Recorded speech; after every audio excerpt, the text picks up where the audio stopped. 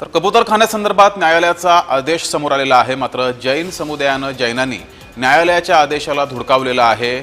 जैन समाज आक्रमक झालेला आहे आणि जैन समाजाकडून कबूतरखाना सुरू करावा अशी मागणी होती आहे। त्यासाठी आंदोलन सुद्धा केलं गेलं आहे। ही दृश्य आपण पाहतोय। जैन समुदायाकडून आक्रमक भूमिका घेतलेली आहे, आंदोलन केलेलं आहे। मोठ्या संख्येनं जैन समाज हा रस्त्यावर उतरलाय। त्यामुळे कबूतरखाना बंद करण्यावरून राडा निर्माण झालाय। नेमकं काय घडलं होतं पाहूयात। उच्च न्यायालयानं कबूतरखाने बंद करण्याचे आदेश दिले।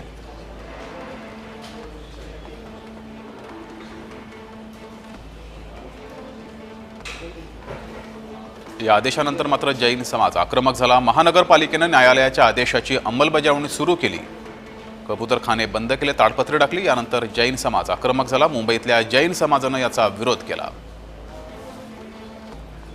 पर्यायी व्यवस्था होत नाही तोपर्यंत नियंत्रित पद्धतीनं खाद्य पुरवण्याचे आदेश मुख्यमंत्र्यांनी दिलेत। मुख्यमंत्र्यांचे हे आदेश म्हणजे जैन समाजासमोर झुकणं असल्याचा विरोधकांनी आरोप केलाय।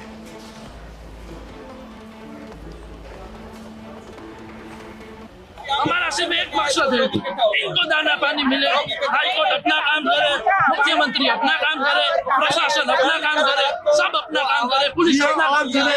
हमारा एक मकसद है, सर्व भवन्तु सुखिनः, सब सुखी रहे।